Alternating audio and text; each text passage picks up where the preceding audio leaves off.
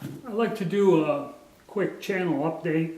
I realize I haven't done one in over a year.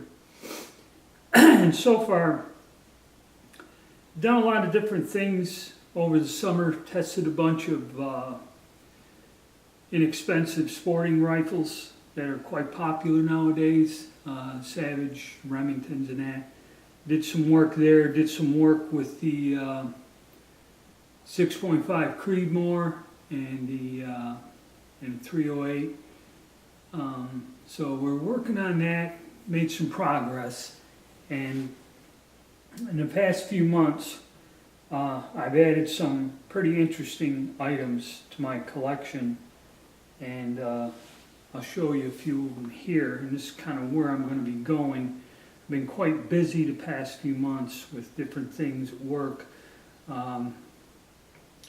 some health issues and working on things with the doctors and that, but I am getting better. Things are stabilizing, and also a lot of different things have come up here that are quite unusual, and getting back to my roots in the military firearms of an earlier time prior to the 1890s and 1880s.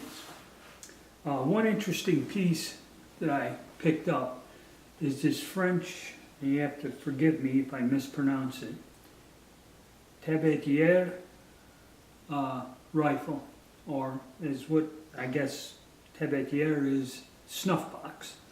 And what this was is this was a flintlock musket which was converted to a percussion gun, and they may have swapped out the barrels and rifled the barrels at one point in time. Then in the 1860s, because they had a huge store of this, they converted these guns with an early form of a breech cartridge mechanism here. And this is one of the early ones that is bronze. The later ones are in iron or steel. And you'll see a lot of these guns, they were converted into shotguns. They didn't last in service long. And a lot of them were converted into the Zulu shotguns, which are more common. It's kind of hard to find them still as rifles, which this is, rifled barrel. So we'll do a video on this and reloading for it.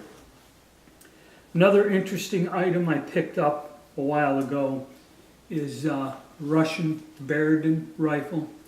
I finally got an example that is in nice shape, that wasn't astronomically priced, and we're going to have to make some ammunition with that.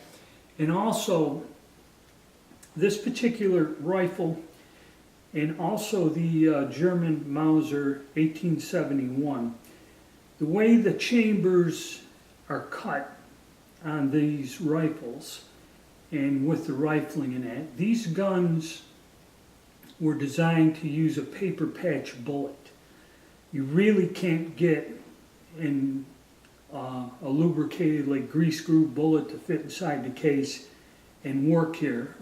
You'd have to use either something like a healed bullet or go back to the original paper patch.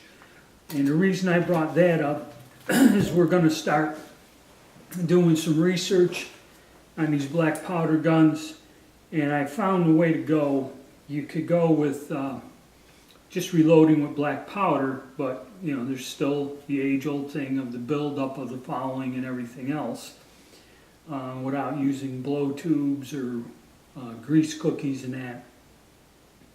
Or you could try to load them with smokeless powder, and some of the rifles like the Beredin and the Mauser 71, unless you modify the gun, it's not going to work, or use an unusual bullet. So I'm going to kind of get into paper patching and an explanation why, and tie it in to reloading for a lot of these antique guns. And then I have another gun, and this kind of threw a monkey wrench into everything, even today's making a video, is I have here a Bonsall carbine.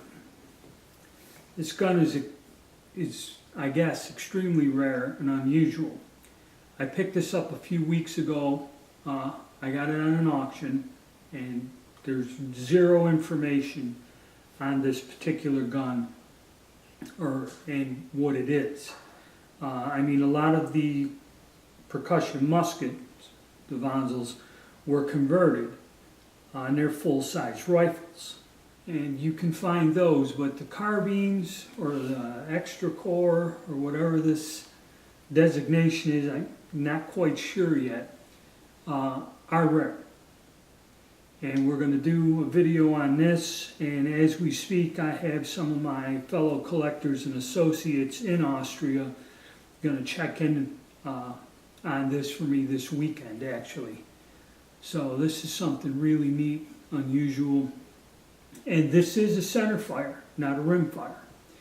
Okay, and even if it was a rim fire, there's a way we can reload for that, but this is a center fire gun. So going to be very interesting and doing a lot of work with that. So that's kind of where we're going in the next few months. Those are the videos I'll be making.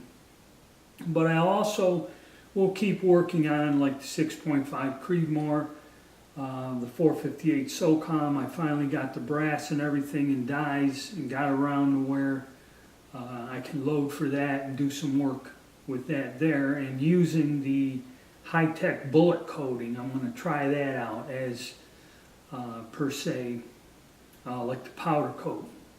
It's a similar process, but generally you put it on wet and then bake it, and you have to do about 3-4 coats, and I'll see if it works on the AR platform.